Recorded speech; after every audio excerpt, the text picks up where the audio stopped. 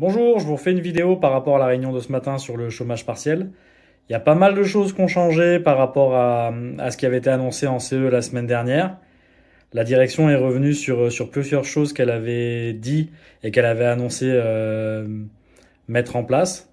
Donc nous, on abordait cette négociation plutôt sereinement, comme on vous l'avait dit. On pensait que ça se passerait plutôt bien. Finalement, ça s'est pas passé si bien qu'on l'espérait. Il y a encore pas mal de choses à améliorer et à voir. Bon, c'est la première négociation. Il y en a une deuxième lundi à 15 heures, donc on verra ce qu'on peut faire bouger. En tout cas, on est là pour faire bouger les lignes, hein, et on va veiller à le faire. Donc déjà, en premier changement important, les ingénieurs et cadres seront impactés par le chômage partiel. Ils auront du chômage comme les autres services, comme les autres statuts, les non-cadres. Et de manière un peu comme dans l'usine, répartis de manière plutôt inégale en fonction des personnes qui vont continuer à travailler parce qu'ils sont sur des projets ou parce qu'ils sont sur l'atelier Afnium ou ce genre de choses, et d'autres qui seront à 50%, comme c'est le cas un peu pour les autres services où on est plus ou moins impacté en fonction de l'activité du secteur ou de l'atelier. La deuxième chose, c'est la période du 17 février au 31 mars. Donc on vous avait annoncé qu'il faudrait absolument poser 5 RTT sur cette période, c'est ce que la direction voulait imposer. Donc là, la direction ne fait plus rien sur cette période.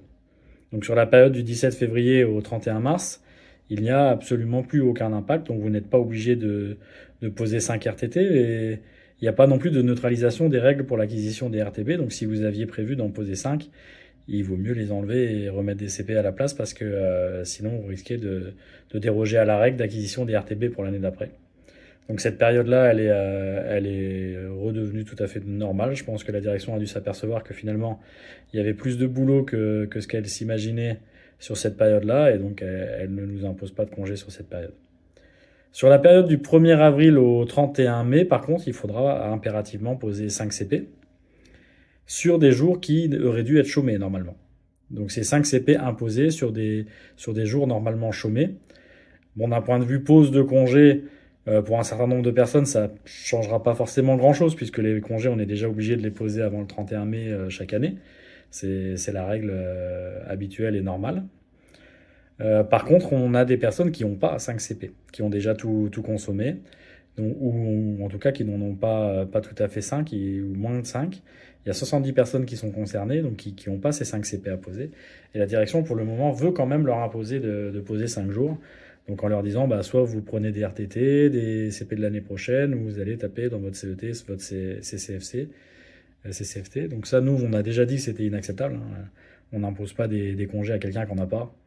Qu'une personne à qui il reste des congés doive les poser avant le 31 mai, bah ça c'est la règle normale habituelle, donc il n'y a pas de problème. Mais aller prendre des congés sur d'autres compteurs à quelqu'un qui a plus de congés payés, c'est pas acceptable pour nous. Donc ça, c'est la première chose pour cette période. La deuxième chose, c'est la valeur, donc à combien ils nous indemnisent le chômage partiel. Donc comme on l'avait dit dernièrement, une chose qui était importante, c'est pas seulement le pourcentage du net, mais c'est aussi la base de calcul. Donc là, on a eu les deux, hein. Le pourcentage du net nous a été annoncé à 82,7%.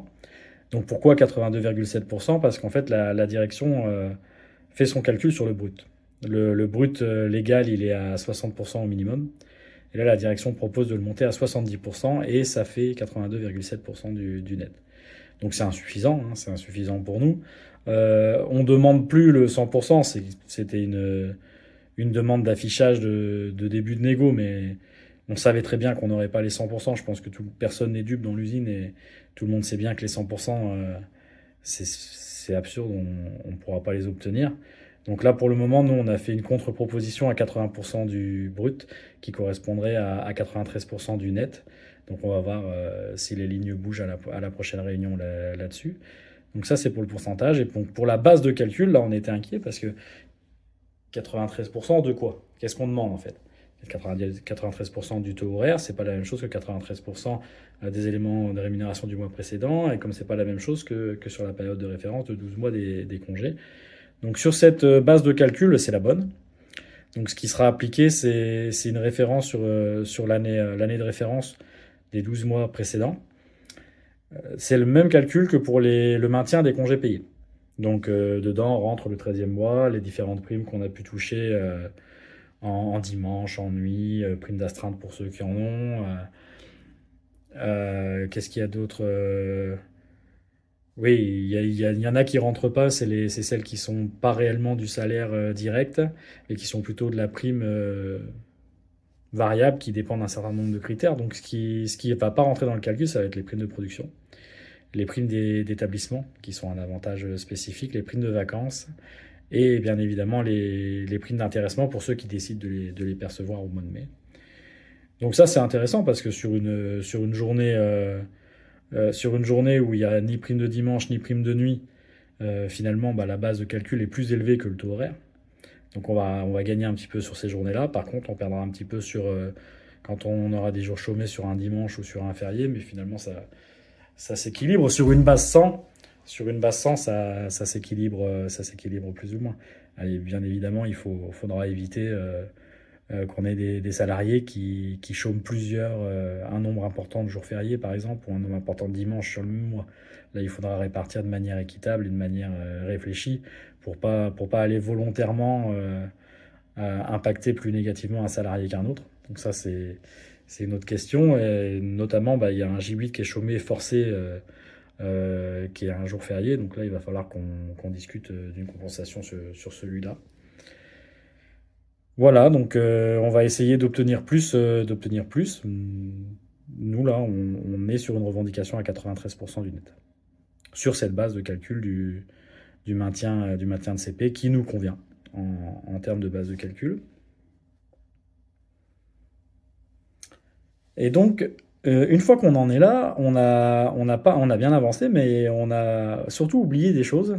Et c'est là-dessus qu'il faut être vigilant, c'est là-dessus qu'il faut être très attentif, parce qu'en fait, on peut avoir une compensation du chômage partiel qui est plus ou moins correcte, mais il faut penser à tout ce qui va impacter, tout ce qui va être impacté par le chômage partiel par ailleurs. Donc, notamment, il y a la dotation sociale du CE, puisque ce qui n'est pas perçu en masse salariale ne rentre pas dans le calcul de la dotation du social du CE, donc elle pourrait être plus faible en 2026. Donc ça, nous, on a demandé une compensation à 100%. C'est une des conditions de signature, par exemple, d'un accord par EFO. Il n'y aura pas de signature s'il n'y a pas de compensation à 100% de la dotation sociale. C'est pas possible. On ne peut pas accepter de perdre sur tout.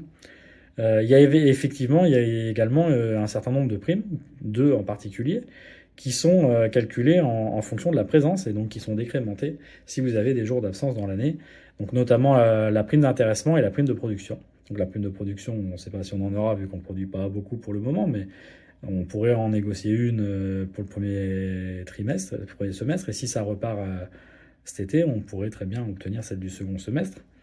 Et donc, nous, on ne souhaite pas que les gens qui aient plus de chômage partiel que les autres aient moins de primes de production sous prétexte qu'ils ont fait plus d'efforts sur le chômage partiel. C'est pas possible. Donc, nous, c'est quelque chose qu'il faut neutraliser. Il ne faut pas qu'il y ait d'impact du chômage partiel sur la prime de production.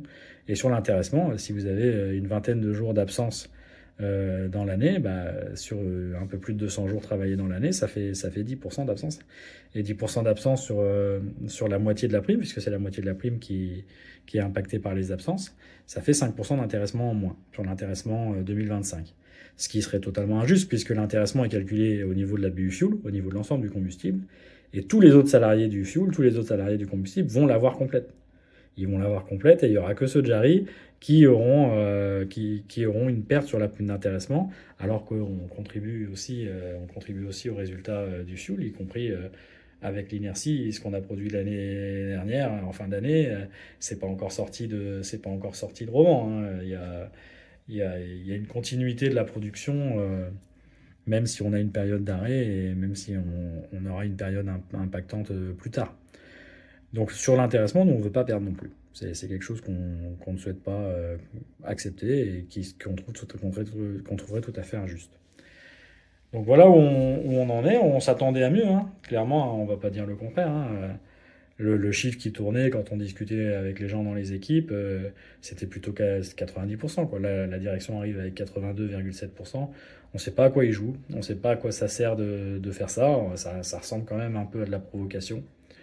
Je vois absolument aucun intérêt à dégrader comme ça l'ambiance à l'usine dans la période. Je pense qu'on a déjà assez d'inquiétudes comme ça pour en plus avoir à s'inquiéter du fait qu'on va perdre beaucoup d'argent sur la période d'avril-mai.